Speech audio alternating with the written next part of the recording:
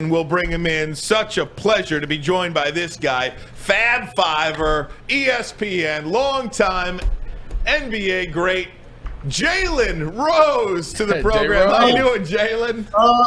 Doe. What up, Doe?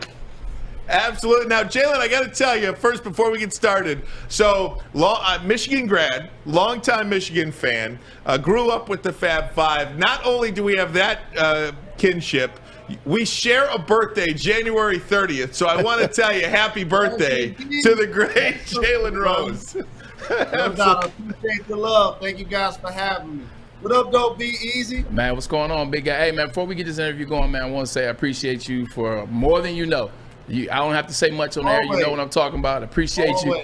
But settle this for us. You know, as an NBA basketball savant, just the basketball game in general, if you could go back to 2019, are you taking Zion Williamson, is what I said, or Ja Morant? Same thing. Who you taking? You get a do-over. I can't front. Hindsight is always 20/20. Basketball is a tall man's game when everybody's skill is equal. You take Zion. And nice call. The one thing about Zion that people are underestimating is last season he averaged 26 points on 60% shooting. Look at him like you see Joel Embiid. Once he's able to stay healthy, then he's going to be a productive player, hopefully for them a long time. Ja Morant's ascension, how about this? You at the park on Saturday. Kevin Durant and Steph Curry both have necks. And you got to pick one of them to run on your squad. Likely you're going to take KD just because he's taller. They both can shoot. They both can do like special things out on the floor. But that hoop is always 10 feet tall. And the guy that's taller gets a chance to do a little bit more. Talking to Jalen Rose, Fab Five great, and that's what Braylon said. Nice call, you know, I'm a recency bias. I like Ja Morant. That 52 last night was pretty sick. So while you're talking about the big guys, you know, the NBA has gone away from the big guy, Braylon, and Jalen, and all of a sudden you've got Embiid and Jokic as two guys who are MVP candidates. That's my point exactly. Just think about. And I've joked that I need to call an archaeologist because the big man is back. Like we talk about it as being a guard-driven league and being dominant by perimeter players. But again, when 6'11" guys can dribble, pass, and shoot like Giannis, they're back-to-back MVPs. They're putting up numbers like Jokic. And then when they have the power like Joel Embiid, they lead the league in scoring. The last time a center led the league in scoring was 2000.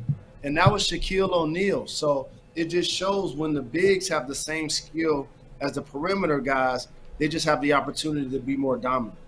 Hey, Jay, do me a favor. Let's stick with Embiid and Harden right now. Stick with the Philadelphia 76ers. Are they it? You know, we've seen what they did. Obviously, they blew two teams out, but those two teams aren't teams that are going to be there in the thick of things come May, June. Are they it right now? It looks special. They are in position to do it. And here's something I want to give as a teaching point to the Eastern Conference. A GOAT type of player dominating a conference like MJ was doing in the 90s. When he leaves, it's up for grabs. And in the early 90s, remember, when he retired, 99, those New York Knicks that y'all showing getting clowned right now, they were in the NBA Finals. They were in the NBA Finals. Pacers, we made it.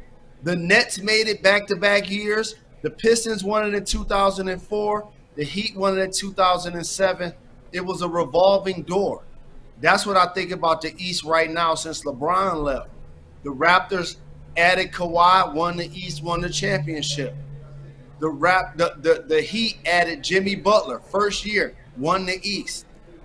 Giannis doubles down, stays with Milwaukee, wins a championship. And so now I believe this is an opportunity for Philadelphia this year because Brooklyn, we still haven't seen their big three.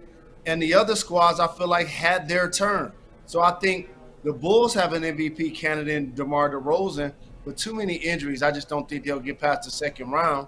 And the Cavs are a young bunch led by Mobley and Garland and Allen that are doing a terrific job, but they're ahead of the curve. So I think this is a terrific opportunity for Philadelphia and or the Nets if they could get healthy to seize the East. Well, let me talk about the Detroit Pistons in that Eastern Conference, Jalen. Cade Cunningham is a guy, Sadiq Bey, Isaiah Stewart. You feel like they have some pieces to move forward with, hopefully a top 3 pick this year as well. Where are you on the Detroit Pistons in their ascension in the Eastern Conference? Hopefully, anyway. So a lifetime fan. Father played for the team. He was the number 1 pick. And I lost my mother last February, and it was her number 1 team, and she was a huge sports fan. So, like, the Pistons are special in my heart. And they're a donor to the Jalen Rose Leadership Academy. Their owner, Tom Gores, is a really good friend of mine. And so I live and die with these games. I'm one of the people that's actually going to the games, and people are laughing at me like I'm Spike Lee with the Knicks. Like, it's all good. It's all good. Shai Gilgeous-Alexander came over to me when they played OKC. Like, I'm about to give your boys 30. And then AD came over and everything. I'm like, it's all good. We're gonna have our turn. But in all honesty, I believe that Cade Cunningham was definitely the right choice at number 1. He's going to garner Rookie of the Year consideration. But Mobley's just playing on a better team, and so he's going to get the award. He's doing terrific this year. So I really love Cade, and going back and forth to whether they should have taken him or Jalen Green. If you look at the consistency of why they needed to take Cade, it validates that pick. I think the elephant in the room for the Pistons is what's going to happen at the point guard spot. Yep. Ooh. Like that's the elephant in the room. If Killian Hayes can develop and be a starting point guard, usually when you take somebody in the lottery like that, you hope that happens, especially when you see the Indiana Pacers playing, and they just made a big trade with the Sacramento Kings. And the kid from Iowa State, they took behind De'Aaron Fox. And now all of a sudden he's with the Pacers, and I always thought he was a player. So for the Pistons, I love our core. Jeremy Grant has proven to be a 20-plus point scorer, 25-point scorer. Beef Stew, you wouldn't want to throw elbows with that guy. Nah, not unless you're LeBron. Unless you're LeBron. I give LeBron his spot. Where you know what I mean? But when I look at Beef Stew, Braylon, I'm like, is that how I would look if I would go vegan? And then I'm like, nah, it won't work for me. It won't work for me. But I like what we're doing. But just like Memphis, right? When we talked about them, y'all didn't bring up Jaren Jackson Jr., who's a Defensive Player of the Year candidate, or Desmond Bane, who flourished in his second year, or even Dylan Brooks, who they're going to get back. We talked about Ja because he became that superstar player. And that's what we're going to need the Pistons to ultimately have a position and an opportunity to do, to get that guy to go with Cade and be that game-changing superstar player, because Cade has shown me he's going to be an all-star level player for a long time, but he's going to need some help. Hey, you brought up real quick. I want to jump into just for 2 seconds. You talked about your leadership academy. Detroit guy, you see I rock the Detroit hat. I'm a Detroit guy myself. You know what it is. Talk about how important that is to you that you were able to replant your roots down here with the JLA Academy and give individuals inner city a chance to go to college, to go to school, to find themselves. Talk about how good that has been, because I love supporting that every year at the golf outing, by the way. Thank you, and I appreciate your support. And the OG, your dad, Stan, always come out and represent. Do you work out every day? Mall walking and push-ups. That's all I got for you. I'm like him and Herschel Walker. They look like they work out every day. It's crazy. I'm like, man, he still got muscles on muscles.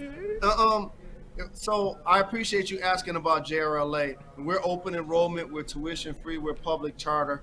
I think one of the things that truly make us special for me is that we influence young people while they're in high school, but also once they graduate while they're in secondary education.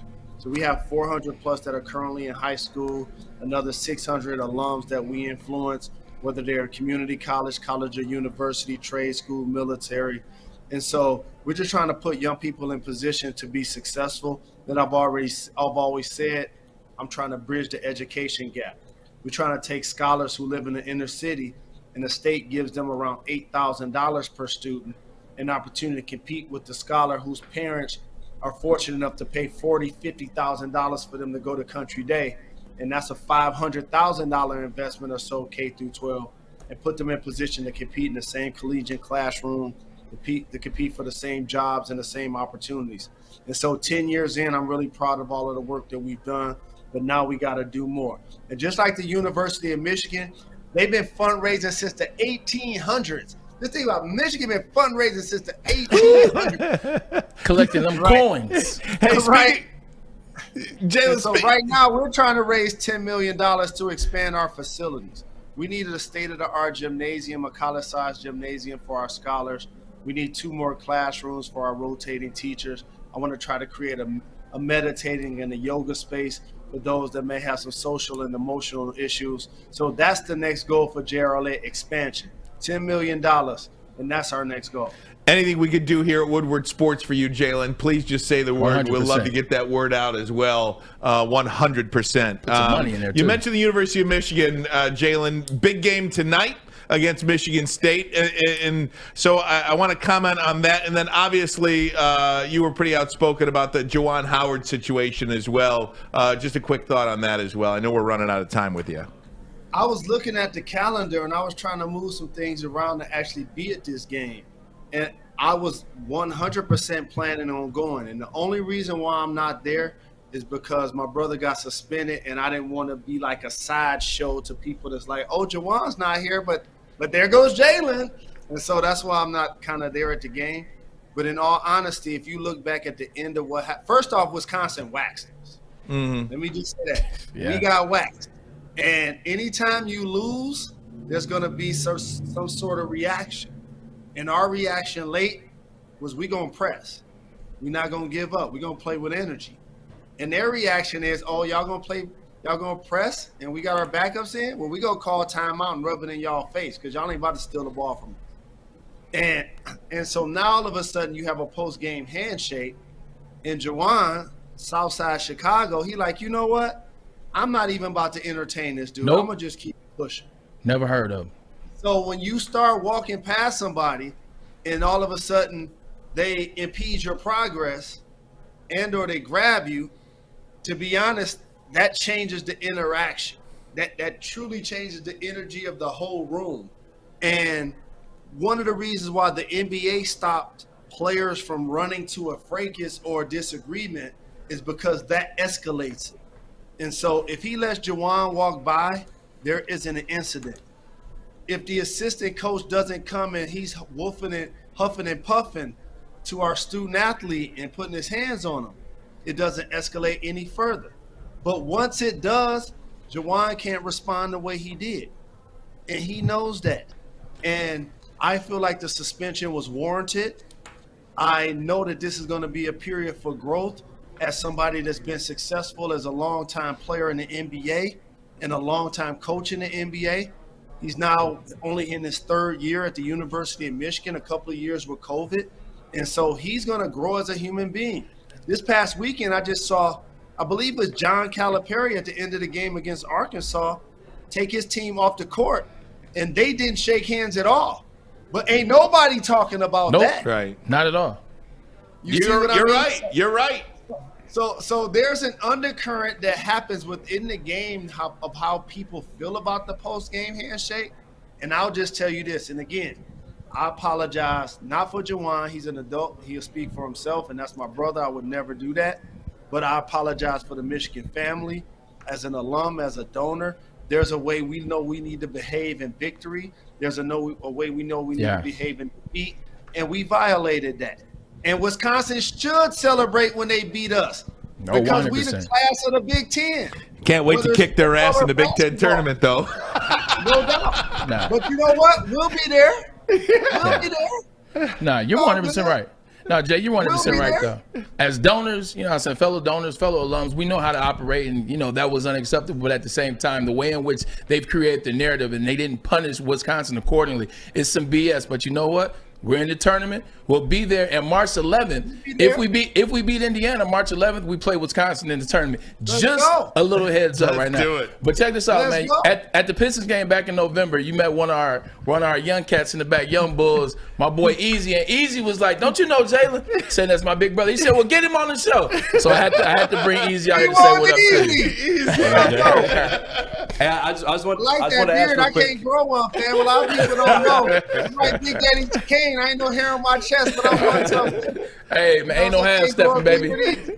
I just want to ask real quick because it's coming around that time. You know, maybe Pistons might get number 1 pick overall again, and I want to know, is it Chet or Jabari in your book? What your take? Wow. Hey man, Loaded question. All I know is I seen Chet play against Ermanni in high school, and I just seen him the other night go coast to coast behind the back between the legs and dunk it from like the dotted with 2 hands. You can't go against that height. But man, Jabari's a beast also. Jeez. You know what? Let's just get the number 1 pick. Yeah, right. There we go. We ain't got to choose. We can get the guy we want. Yeah. Right. Perfect pick. Hey, Jalen, thanks so much for the time, man. You're so gracious with your time. Big Rob, we certainly it, appreciate it. And again, just say the word. Anything you need us to do for Jalen Rose Leadership Academy, just say it and we'll do it. Thanks so much, my friend.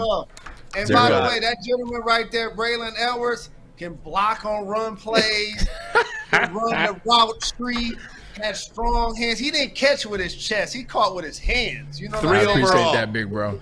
Right there. 3 overall. That's right. I appreciate Number that, big 3 bro. overall right there. That's my guy. Number love, man. You know what it is, man. You know Thanks, Jalen. We appreciate you, buddy.